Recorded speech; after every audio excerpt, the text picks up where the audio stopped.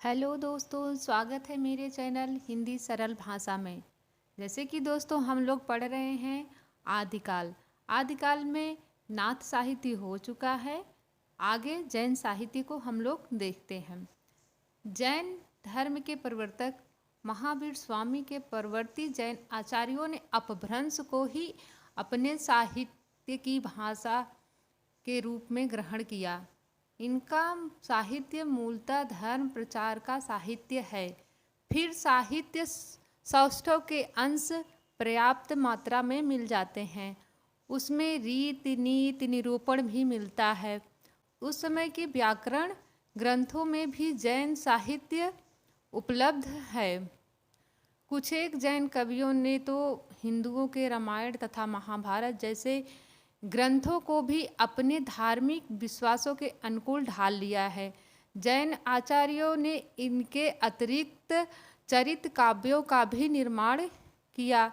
उनके रहस्यात्मक काव्य भी प्रसिद्ध हैं। जैन आचार्यों के साहित्य में शांत रस की प्रधानता है। ऐतिहासिक चरित्रों के वर्णन में कहीं वीर और श्रृंगार रस का पुट आलंकारिक शैली में मिलता है। जैन साहित्य मुक्तक एवं प्रबंध दोनों काव्य रूपों में मिलता है। प्रबंध काव्यों में तीर्थंकरों की जीवन गाथा, श्रावकों के चरित्र और जैन जातक कथाएं मिलती हैं। इन काव्यों में ऐतिहासिक महापुरुषों का भी वर्णन है। आगे है रास। रास शब्द संस्कृत में क्रीड़ा और नृत्य से संबंधित था। भरत मुनि ने इसे क्रीडनीय कहा है। वात्स्यायन की रचना काल तक रस में गायन का भी समावेश हो गया था। अभिनव गुप्त ने रास को एक प्रकार का रूपक माना है। कामसूत्र लोक जीवन में श्री कृष्ण की लीलाओं के लिए रास शब्द रूढ़ हो गया था। जैन साधुओं ने राम को एक प्रभावशाली रचना शैली का रूप दिया। जैन तीर्थंकरों के जीवन चरित्र तथा वैष्णव अवतार की कथाएं जैन आदर्शों के आवरण में रास नाम से पद्यबद्ध है। जैन मंदिरों में श्रावक भिक्षु लोग रात्रि के समय ताल देकर रास का गायन करते थे। वीर गाथाओं में रास को ही रासो कहा जाता था, किंतु उनकी विषय भूमि जैन रास ग्रंथों से भिन्न थी। रासो शब्द की व्युत्पत्ति के संबंध में विभिन्न मत राजसूय, रसिक, रासक, रसायन आदि से देखते हैं। गरसा दत्तासी राजसूय शब्द से, नरोत्तम स्वामी रसिक शब्द से, चंद्रबल पांडे रासक शब्द से, रामचंद्र शुक्ल रसायन शब्द से, जो कि बिसलदेव रासो में काव्य के अर्थ में प्रयुक्त हुआ है। कविराज श्यामल दास तथा काशी प्रसाद जायसवाल रहस्य शब्द से, हरप्रसाद शास्त्री राजयश शब्द से, हजारी प्रसाद द्विवेदी ने रासक को एक छंद एवं काव्य भेद भी माना है, जो कि सर्वमान्य है। जैन साहित्य के प्रमुख कवियों का संक्षिप्त परिचय। देवसेन की रचनाएं हैं श्रावकाचार, लघुनयन चक्र, दर्शन सार। आचार्य देवसेन कवि तथा उच्च कोटि के चिंतक थे। इन्होंने 933 में श्रावकाचार नामक काव्य की रचना की थी। इनकी हिंदी की दो अन्य रचनाएं हैं, लघुनयन चक्र तथा दर्शन सार, जो काव्य सीमा के अंतर्गत नहीं आती हैं। इन्होंने अपभ्रंश में दब्ब सहाय उपवास नामक ग्रंथ भी लिखा है। श्रावकाचार हिंदी की प्रथम रचना मानी जाती है। इसमें देवसेन ने श्रावक धर्म का प्रतिपादन किया है। आगे कवि हैं शालिभद्र सूरी। रचनाएं भरतेश्वर बाहुबली रास, बुद्धि रास।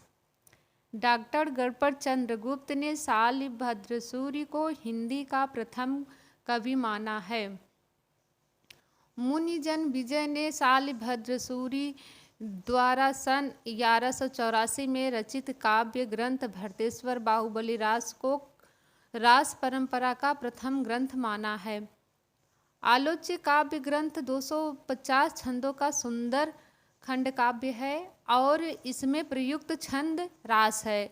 इसमें जो कथा वर्णित है वह भारतेश्वर तथा बाहुबली का चरित्र वर्णन है। कवि ने इन दोनों राजाओं की वीरता, युद्धों आदि का विस्तार से वर्णन किया है, किंतु हिंसा और वीरता के पश्चात विरक्ति और मोक्ष के भाव का प्रतिपादन करना कवि का लक्ष्य रहा है। अतः वीर और श्रृंगार रासों का निर्वेद में समापन हुआ है। शालिभद्र सूरि की दूसरी रचना 63 छंदों में रचित बुद्धि रास है। इसका वर्ण विषय धर्मोपदेश है। आगे कवि हैं आशुक, रचना है चंदनबाला रास। 12वीं शताब्दी में कवि आशुक ने जालौन में चंदनबाला रास शीर्षक से 35 छंदों का कथात्मक काव्य संग्रह रचा। इसमें जैन श्राविका चंदनबाला के ब्रह्मचर्य, सतीत्व, संयम और उत्कर्ष का चित्रण है। इनकी दूसरी रचना जीवन दया रास है, जिसका विशेष साहित्यिक महत्व नहीं है। दूसरे कवि हैं जीन धर्म सूरि, रचना है स्थूलभद्र रास। जीन धर्म सूरि ने 1209 ईस्वी में स्थूलभद्र रास काव्य को रचा। इस कृति में कवि ने कोसा नाम की वेश्या स्थूलभद्र तथा इनके एक गुरु भाई मुनि 3 पात्रों के चरित्र वर्णन से स्थूलभद्र के संयमित जीवन के आलोक को उजागर किया है। आगे कवि हैं सुमतिगढ़, रचना है नेमिनाथ रास। 1213 ईस्वी में सुमतिगढ़ ने 58 छंदों में नेमिनाथ रास को रचा। इस कृति में कवि ने नेमिनाथ का चरित्र सरल शैली में प्रस्तुत किया।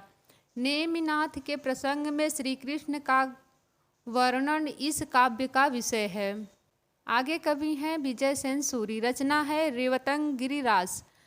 1231 ईस्वी में विजय सेन सूरि ने रेवतंगिरी को रचकर तीर्थ कर नेमिनाथ की प्रतिमा तथा रेवतंगिरी तीर्थ का वर्णन किया है। 4 कड़वकों में विभक्त यह एक ऐतिहासिक गीत प्रधान रास ग्रंथ है, जिसमें यात्रा संघ तथा मूर्ति स्थापना का वर्णन है। आगे हैं जैन आचार्य हेमचंद्र, रचनाएं देख लेते हैं।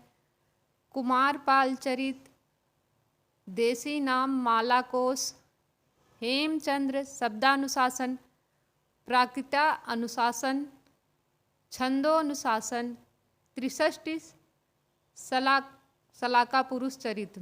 हेमचंद 12वीं शताब्दी में गुजरात के सोलंकी राजा सिद्धराज जय सिंह के समकालीन थे। इन्हें लोग कलिकाल सर्वज्ञ भी कहते थे।